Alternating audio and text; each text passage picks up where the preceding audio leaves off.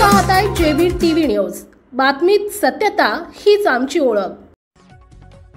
धनंजय मुंडे यांच्या विरोधात मराठा समाज आक्रमक। मराठा समाजाचे नेते मनोज जरांगे पाटील यांच्यावर हत्येचा कट रचणाऱ्या आमदार धनंजय मुंडे यांच्या निषेधार्थ धुळ्यात सकल मराठा समाज आक्रमक झाला आहे। शहरातील शिवतीर्थ चौकात धनंजय मुंडे यांच्या प्रतिमेस जोडे मारो आंदोलन करून निषेध व्यक्त करण्यात आला।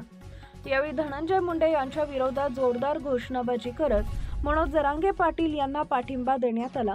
तर जरांगे पाटील यांना धक्का जरी लागला तर समस्त मराठा समाज हा पेटून उठेल असा इशारा यावेळी धनंजय मुंडे तसेच राज्य सरकारला देखील सकल मराठा समाजाच्या वतीने देण्यात आला आहे।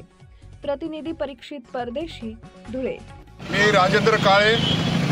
आज सकल मराठा समाजातर्फे आमचे 6 कोटी मराठा समाजाचे दैवत श्रद्धास्थान नेते यांच्यावर हत्येचा कट रचण्यात आला होता। तो कट पोलीस यंत्रणेने सतर्क राहून शोधला। त्याच्या निषेधार्थ आज सकल मराठा समाजातर्फे आम्ही येथे निषेध करण्यासाठी जमलेलो आहोत व आम्ही त्या घटनेचा संबंधित जे कोणी गुंडे मुंडे आहेत त्यांचा आम्ही निषेध व्यक्त करतो।